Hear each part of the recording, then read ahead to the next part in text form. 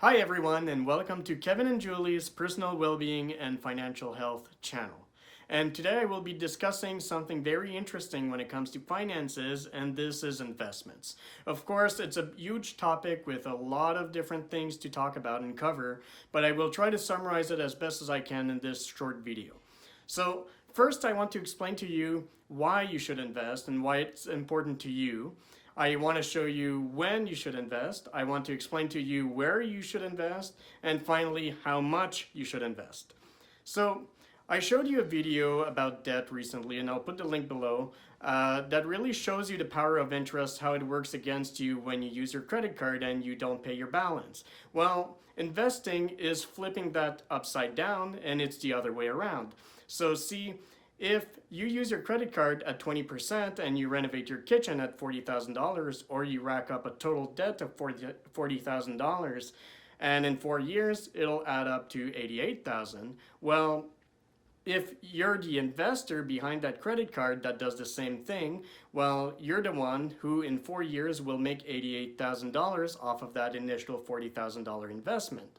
And you usually really start small, and it actually builds up over time. So see, being an investor is really a long-term thing. It won't happen overnight. You won't be an instant success or be wealthy, but it really needs to be built up slowly but surely with time, discipline, and consistency. And eventually you'll see that over time, your investment portfolio will grow exponentially and you'll reach heights that you've never thought of before.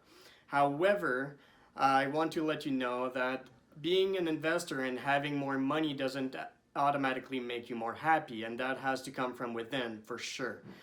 It provides you options, but it doesn't provide you happiness. See, you must be happy today and be really mindful of what you have going on for you right now and be happy with what you have. And then just enjoy the movement, enjoy the growth, and just enjoy where you're at that point. Because if you're unhappy today and you think that money will solve your issues, well, you'll probably be unhappy then, because it doesn't matter how much money you make in a certain time frame to be really happy. It's not a happiness thing. But it does provide you options. It allows you to buy bigger and better things, have more options for yourself, live dreams or goals, help other people out. And it's also important for your retirement, so you can really sit back and relax after several decades of working hard. So it really does provide you options, but not happiness.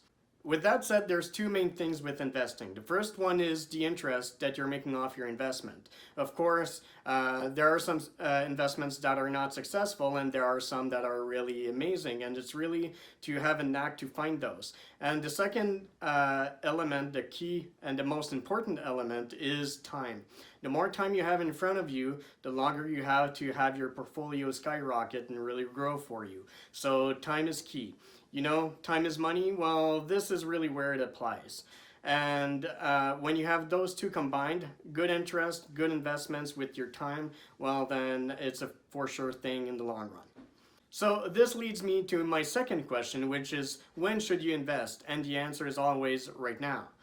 There's no time like the present to do that, and you should really look forward to doing that. Obviously, it really depends on your own situation, because if you have a lot of debt, probably the better thing for you right now is to cover that off and take that off your plate.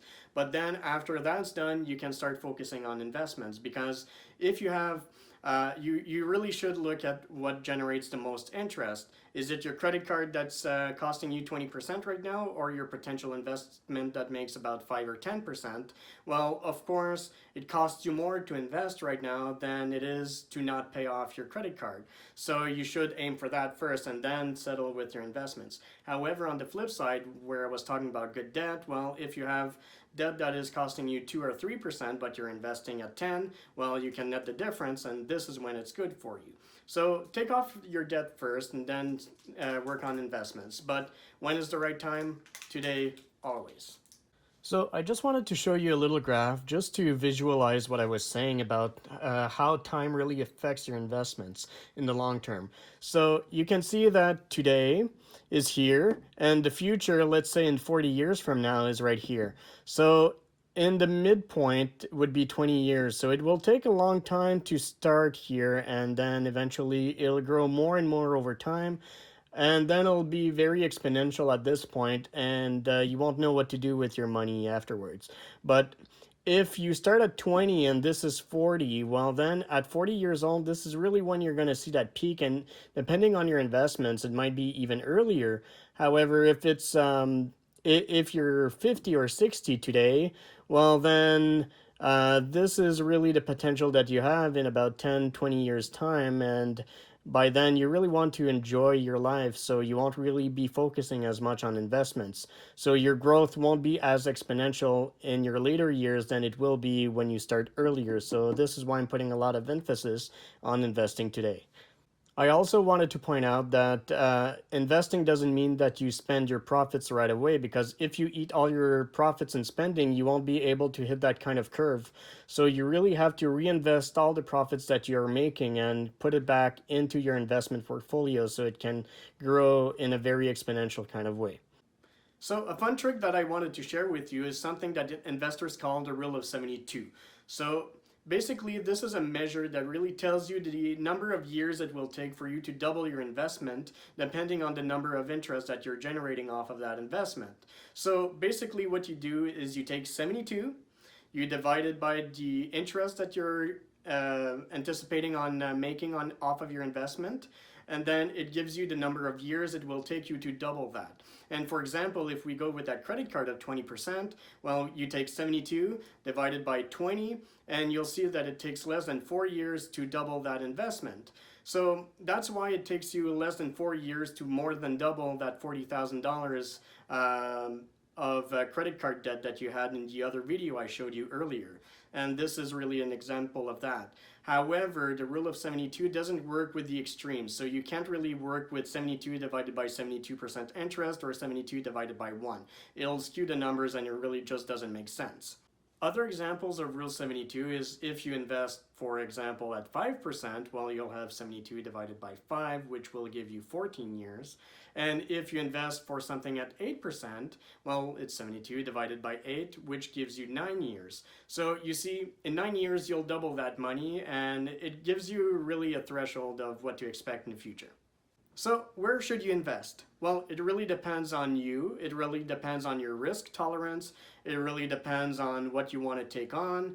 It really depends on where you live, etc., etc. However, there are two main sources that I can suggest, one being real estate, and this is really advantageous for a lot of different reasons. First of all, you purchase a home with a 20% down payment, or whatever you want to put down, or you can put down, but I suggest at least 20%, so it gives you some breathing room when it comes to your mortgage.